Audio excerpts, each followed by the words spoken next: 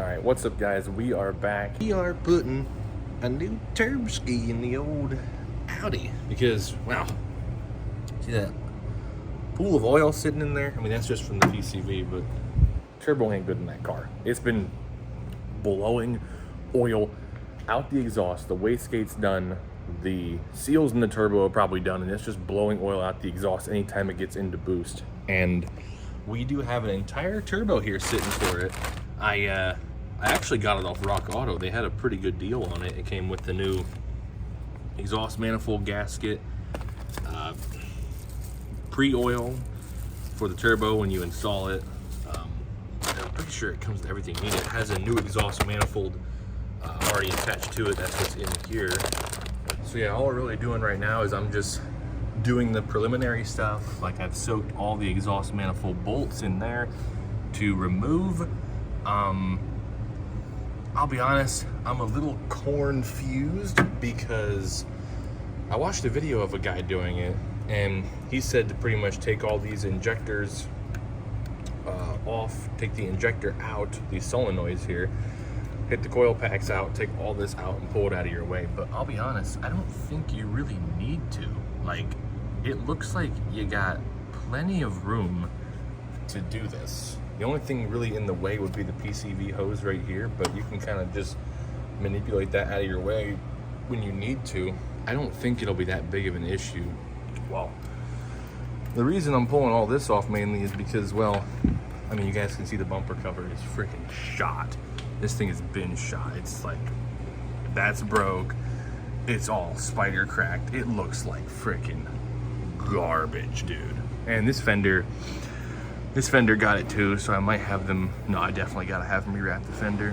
I just hope it matches because I don't know how long this wrap's been sitting on this car for, and I'd assume wrap weathers just like anything else in the sun.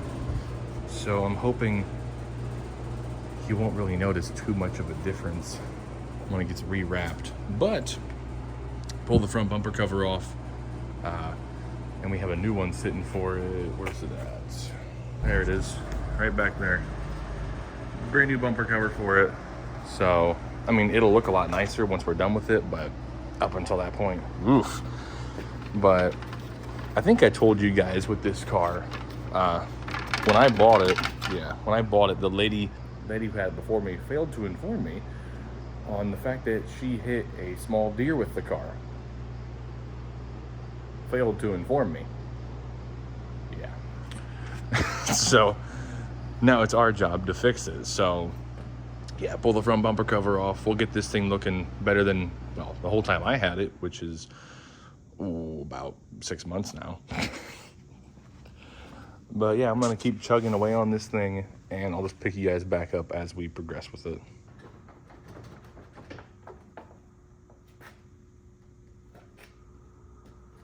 There she be. There's the whole front. Whoa, okay, they hit something. I think they might have hit something at some point. What in the freaking world, dude? Why is it even on both sides? It's in the exact same spot. That's really weird. I mean, the reason we're pulling it off to begin with is because, I mean, look at the intercooler down there. Ah, ew. It ain't good. God, this freaking Corvette is just reeking up the joint. Freaking raw fuel. Fuel pump went bad. Tragic. But honestly, this was pretty easy to get off. This whole front bumper cover, it really wasn't that bad. I mean, as you can see, all of these brackets were broken. That's broke. This one was only broken one spot. You got right up here, and then the bracket that used to be here, which is sitting over there by the headlights. But yeah, I might like try to bend this back and then scuff it and shoot it black again, because you don't want to see that through the grill, obviously. But I mean, none of these aluminum bars have kinks in them. So no, I guess you could consider these the frame horns. There's no kinks in them. It's just this. Maybe it's supposed to be like that. I don't know. They're perfectly bent identical to each other side to side. Like even the slight crease right here in the fold, it's identical side to side. Maybe they're just like that. I don't know. I couldn't tell you. But we can get to the intercooler a hell of a lot easier now, and that's pretty much what we needed to do. So again, I'll pick you guys back up when we're further along. Oh my God. By far, the absolute biggest pain in the ass, my hand is so beat up from it, is getting the, well, you guys can see the first cat right here before the downpipe back there with this O2 sensor going into it. Here's the turbo housing. There's the cat. These 4 bolts is one there, back there, one down there, and then one in there, directly diagonally across from this one on the bottom side. Okay, one, you can't get it from the bottom, at least with what's in the way right now down there. You cannot get it from the bottom, right? I had to sneak a Milwaukee, 3/8 Milwaukee impact into this crevice right here, going this way. I don't even know where the frickin' nut went, unless it went in this pan right here. No, I'll find it eventually. But like, dude, holy shit. Bad, all bad. I can't wait till I have to put it back in again. Yay. Oh my God. But, oh, shnikes. Jesus, good friggin' grief. All this just get a turbo out. So, next thing to do, now that that's out of the way, take the feed line off right here, and then the oil return line right there. Put a cap over them so they don't leak everywhere, and then move them out of the way, and then take the exhaust manifold bolts out, and then I'm pretty sure it's ready to come out. Pretty sure. Then I gotta do it all again to put it back in. Good grief again. But we have the turbo and all of its bullshittiness out of the car. This was not fun. I honestly didn't think it was gonna be that bad, but it was honestly pretty bad. I know in the video I watched, they said to remove all these fuel injector solenoids right here. As you can see, they are still in there. I didn't have to do that. It was a pain in the butt. The worst thing about this job is this exhaust manifold bolt right here on the bottom, and getting to that line right in there when you can't even fit a flashlight in there. Not fun, but we can see our valves. So, what we got? Good. Not as good. Pretty good. We're looking if they're not covered in friggin' carbon. That one's pretty good. So all of them except for this guy right here, and you can see the trail of carbon right there as in comparison to the other ones. So if we just give her a whoop. Ooh, Jesus. Yeah, this was very much not fun whatsoever. Whew, not fun. And I can see one of the bolts from when I did the bell housing, when I did the throwout bearing. Yes, it's all coming back to me now.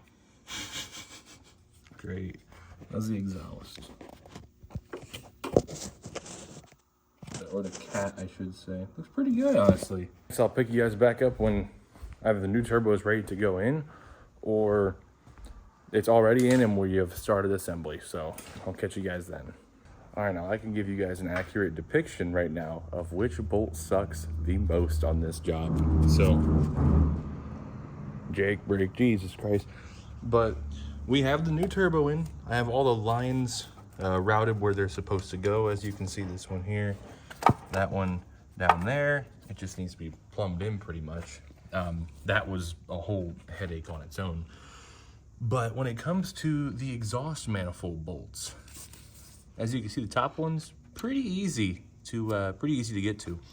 And on the bottom, it has, instead of just bolts, it has plates that actually sandwich the bottom of the manifold with 2 bolts per. There's a plate on this side, plate on this side. And you can kind of see them down there a little bit right there. That plate right down there. That's what I'm talking about. There's one on that side as well, as you can see right here, the plate. You can get to that bolt. What about that one? Well, you might be wondering why I have the bore scope down there. It's because you have to use that's the bolt right there. I used the bore scope and then shoved my hand down yonder in here, as you can see, to tighten this bolt. Because you can't see it. You cannot see it. I was trying to look through this window right here in the manifold itself, but you can't see that. That's the only one you cannot see. So what sucks about that one is I got it pretty tight with the wrench. And again, you know, you are using this wrench down in here and just walking it slowly, just tightening it. So I hope it's tight enough. I'm gonna tighten the rest of them. They have a torque spec, but you ain't getting no torque wrench into that one specifically. The only ones you could probably actually torque are the top ones. So, and now I have the other fun part, right? Where the cat bolts to the turbo right here. I gotta put the O2 sensor back in it, but you have nut. I had to buy these studs, $18 next door, Christ almighty. But nut on the very back side. Probably the worst part of this whole job. The 3 worst parts. Getting the turbo and manifold set up down into this crevice right here while lining up the studs with the cat. You could probably take the downpipe off and make it a lot easier for you, but I did not. But lining up those, making sure all these lines come up the side of the turbo where they're supposed to go. I had to freaking finagle with the lines at the bottom for like half an hour yesterday after I got the turbo in, because some of them didn't go in the right spot. And yeah, just a royal pain in the butt. But I'll pick you guys back up when we're a little further along. All right, guys. I'm making this video right now because, well, I'm in the Audi and we got everything working. The turbo is great. The turbo is fantastic. But I'll give you guys an example real quick. Let's give you guys an example. So I'm cruising here at 60 in 6th gear, right? I'm gonna lean into the boost a little bit right now. Ready? Watch what, can you focus, please? What's going on? Well, just watch what happens to the tach when I lean into the boost, all right? Yep. I did not push the clutch in at all.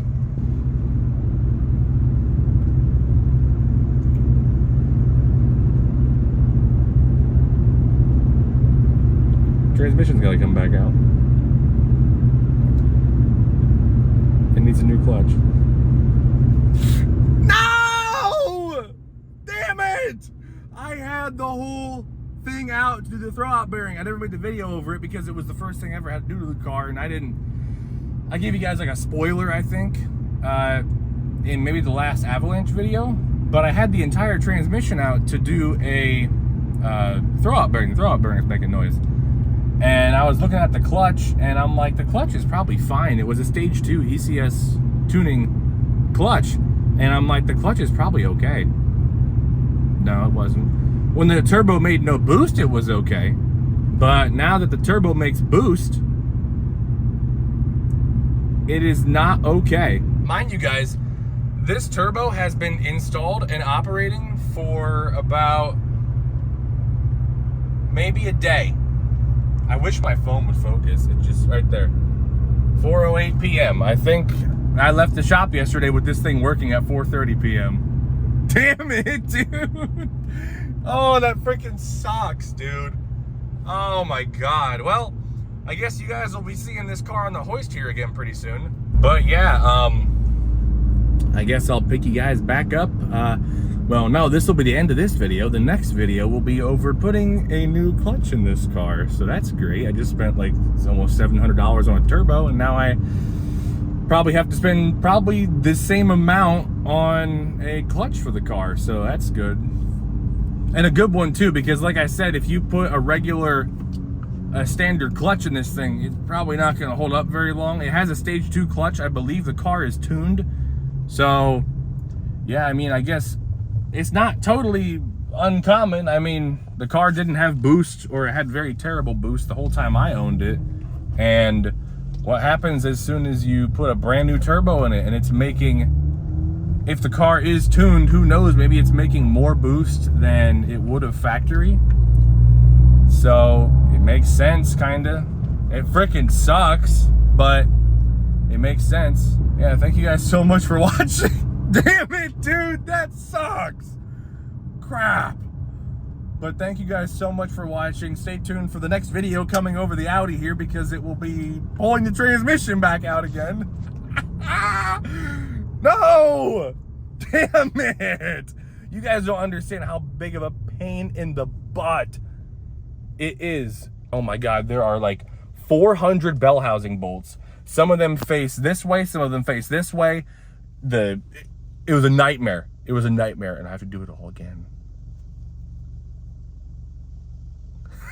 I have to do it all again. Oh my God.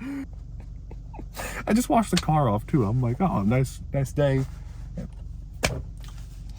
Damn it, dude. And listen, if the clutch is slipping, cruising at 60 at like 2,000 RPM, and you lean into the boost and it's slipping going 60, clutch is done, dude. Clutch is done. Crap. Damn it.